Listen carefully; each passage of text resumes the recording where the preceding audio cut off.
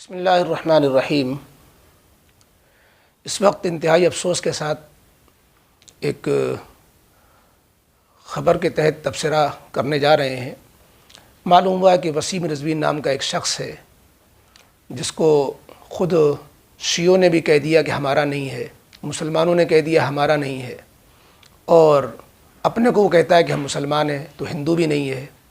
پھر وہ نامعلوم ملعون کیا ہے، اس نے سپریم کورٹ میں کسی وکیل کے ذریعے یہ عرضی دائر کی ہے کہ قرآن کی 26 آیتوں کو نکالا جائے، اس میں قتل و قتال اور فساد اور جو اس کی آتنکواد کی تعلیم دی گئی ہے، اور یہ مدرسوں سے آتنکواد پھیل رہا ہے، اور یہ حضور صلی اللہ علیہ وسلم کے بعد حضرت ابوبکر صدیق رضی اللہ تعالیٰ عنہ، حضرت عمر فاروق رضی اللہ تعالیٰ عنہ، حضرت عثمان غنی رضی اللہ تعالیٰ عنہ کے زمانے میں یہ آیتیں بڑھا دی گئی تھیں، ورنہ پہلے نہیں تھیں۔ انا للہ و انا الیہ راجعون۔ ہم سب سے پہلے تو یہ عرض کریں کہ اسلام اور قرآن کے خلاف یہ کوئی نئی سازش نہیں ہے۔ قرآن کو بدلنے کی، قرآن سے آیتوں کے ہٹانے کی، اس میں تغیر کرنے کی، خود قرآن کریم نے سورہ یونس میں آیت نمبر 15 میں اس بات کا ذکر کیا ہے کہ نبی اکرم صلی اللہ علیہ وسلم سے مشرکین مکہ اور قرآن کے دشمن، اسلام کے دشمن اس طرح کا مطالبہ کرتے ہیں، کہتے ہیں قال الذین لا یرجون لقاءنا ائت بقرآن غیر ھذا او بدلہ قل ما یکون لی ان ابدلہ من تلقاء نفسی ان اتبع الا ما یوحی الی انی اخاف ان عصیت ربی عذاب یوم عظیم۔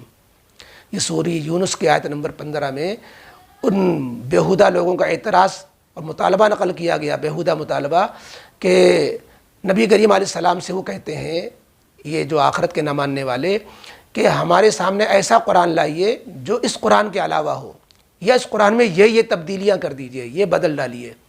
تو نبی اکرم صلی اللہ علیہ وسلم سے جو جواب اللہ تعالیٰ نے دلایا، اللہ تعالیٰ نے کہا کہ یہ کہہ دو کہ مجھے اس کا حق نہیں ہے، ما یکون لی ان ابدلہ، مجھے اس کا حق نہیں ہے، کوئی میرا بنایا ہوا کلام نہیں، مجھے اس کا حق نہیں ہے میں اس میں کچھ بھی ادنیٰ بھی تبدیلی کروں، میں تو وحی الہی کا پابند ہوں، اور اگر خدا نخواستہ قرآن کی تبدیلی کی بات تمہارے دباؤ میں آ کے میں قبول بھی کر لوں تو رب العالمین کا عذاب مجھے دھر پکڑے گا، اللہ کے عذاب کا میں نعوذ باللہ شکار ہو جاؤں گا۔ تو اس لیے یہ مطالبے کی بات نبی اکرم صلی اللہ علیہ وسلم کے زمانے میں بھی کی جا چکی، یہ بیہودہ مطالبہ، اس کا جو جواب اس زمانے میں دیا گیا تو وہی جواب آج بھی اس زمانے میں ہے، یعنی یہ کہ یہ قرآن کریم مسلمانوں کا بنایا ہوا نہیں ہے۔ اور اسی طریقے سے خلفائے راشدین کے بارے میں کہتے ہیں جو یہ کہ حضرت ابوبکر صدیق، حضرت عمر فاروق، حضرت عثمان غنی نے کے زمانے میں ایسا ہوا ہے، اس میں تبدیلی ہوئی ہے، نعوذ باللہ، اللہ کے لعنت و جھوٹوں پر۔ جب نبی کریم علیہ الصلاۃ والسلام تبدیلی کرنے کے مجاز نہیں ہیں تو ان کو کہاں سے اختیار مل گیا انہوں نے تبدیلی کی ہو؟ اور اگر خدا نخواستہ انہوں نے تبدیلی آپ کے بقول کی ہے تو ان کا جب زمانہ ختم ہو گیا، حضرت علی رضی اللہ تعالیٰ عنہ کا زمانہ آیا تو انہوں نے اس کو صحیح کیوں نہیں کر دیا؟ کیا نعوذ باللہ تمہارے نگاہ میں جن کے تم حیدر کرار اور حضرت علی کی بہادری کی قسمیں کھاتے ہو، یقیناً وہ اللہ تعالیٰ نے بہادری سے نوازا تھا، تو کیا نعوذ باللہ ان کی یہ بہادری نامردی میں تبدیل ہو گئی تھی؟ نعوذ باللہ، یعنی تم کیا کہنا چاہتے ہو؟ حضرت علی رضی اللہ تعالیٰ عنہ نے کیوں نہیں صحیح کیا اس کو؟ اور پھر یہ تو تہمت ہے ہی ہے۔ جب یہ بات، کیا یہ تمہارا عقیدہ نہیں ہے کہ یہ کلام الہی ہے؟ اگر قرآن کو کلام الہی کہتے ہو تو جس کا کلام ہے وہ بدلے تو بدلے، جس کا کلام نہیں وہ کون کیسے بدل سکتا ہے؟ لہذا جو ہے نہ مسلمان بدل سکتے ہیں، یہ کسی کی نہ صحابہ بدل سکتے تھے، نہ نبی بدل سکتے تھے، نہ جو ہے امت بدل سکتی ہے، نہ مسلم پرسن اللہ بدل سکتا ہے۔ لہذا مسلمانوں سے یہ مطالبہ کرنا کہ ان آیتوں کو وہ حذف کر دیں اپنے قرآنوں سے، یہ ان کا کلام ہے ہی نہیں کہ وہ حذف کر دیں۔ اور نہ جو ہے یہ سپریم کورٹ بھی اس کا اختیار رکھتا ہے، سپریم کورٹ کے بدلنے سے بھی آیتیں بدلیں گی نہیں۔ 1500 سال کا زمانہ گزر رہا ہے قرآن پاک کو نازل ہوئے، نبی اکرم صلی اللہ علیہ وسلم کے زمانے سے اب تک ہزاروں نہیں بے شمار کوششیں ہو چکی ہیں قرآن کے خلاف، لیکن کوئی کوشش آج تک کامیاب نہیں ہوئی ہے۔ لا یاتی الباطل من بین یدیہ ولا من خلفی، قرآن کا چیلنج ہے، نہ پس پردہ کوئی سازش کامیاب ہوئی ہے، نہ روبرو کوئی سازش کامیاب ہو سکتی ہے۔ تو یہ تو منہ کی کھا چکے ہیں وہ کھائیں گے، اور کوئی کوشش ان کی چلنے والی نہیں ہے۔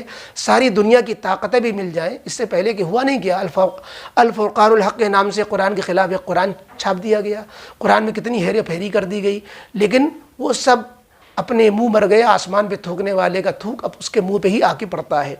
اس لیے باقی جو 26 آیتیں ہیں ان کے جوابات دیے جا چکے ہیں۔ اس میں یہ بھی کہا گیا ہے ویڈیو میں، وسیم رضوی ملعون کے ویڈیو میں، کہ یہ جو ہے ہم نے تنظیموں کو بھیجا، کسی نے جواب نہیں دیا، جھوٹ بولتا ہے۔ حضرت مولانا خالد سیف اللہ رحمانی صاحب نے، مفتی سلمان منصور پوری صاحب نے مستقلاً ان آیتوں کی تشریح کی ہے۔ اور آپ کو یاد ہوگا ایک سوامی لکشمن آچاریہ ہیں جنہوں نے اشوک سنگھل نے ان آیتوں کو ہٹانے کا مطالبہ کیا تھا، وہ بھی اس سے متاثر ہوئے تھے، انہوں نے اسلام یا آتنک جو ہے اس کو کتاب بھی لکھی تھی۔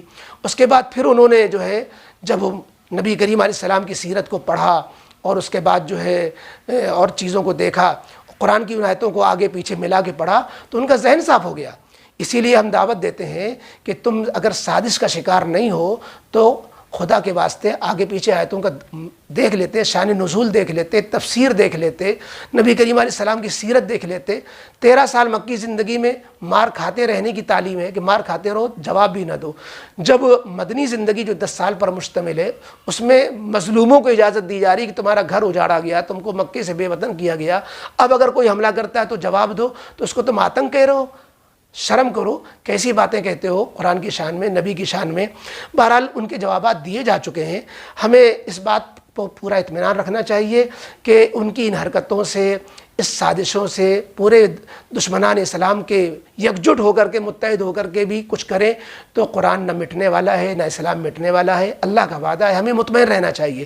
لیکن ایک بات آخر میں ضرور عرض کریں گے کہ مسلمانوں کو قرآن سے اپنا تعلق مضبوط رکھنا پڑے گا، ورنہ یہ جو جرأت ہوتی ہے غیروں کو، یہ اسی وجہ سے ہوتی ہے کہ جب کہ قرآن سے تعلق مسلمانوں کا کمزور ہو جاتا ہے، اور قرآن کریم سے تعلق مضبوط رکھیں۔ اللہ نے قرآن کو اس شان کا بنایا ہے کہ پوری دنیا میں کسی آسمانی کتاب کا کوئی حافظ نہیں ملتا، قرآن کے لاکھوں کروڑوں حافظ مل جائیں گے، اور قرآن کریم کے علاوہ کوئی کتاب حفظ بھی نہیں کی جاتی۔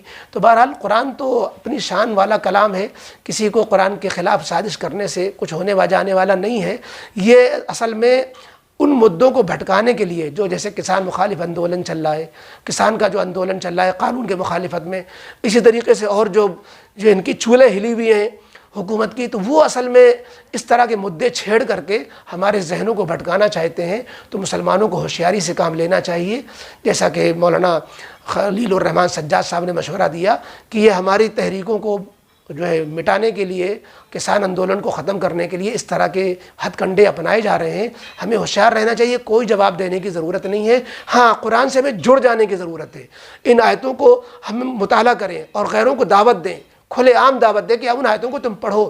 اور سوامی لکشمن آچاریہ نے جو کتاب لکھی ہے اس کے جواب میں انہوں نے معافی مانگی اس میں کہ ہمیں غلط فہمی میں مبتلا تھے، ان آیتوں کے بارے میں ہمارا غلط ذہن تھا، ہم سمجھ نہیں پائے، پروپیگنڈے کا شکار ہو گئے۔ ہم نے جب قریب سے اس کو پڑھا، نبی کی سیرت کو پڑھا، تو ہماری آنکھیں کھل گئیں۔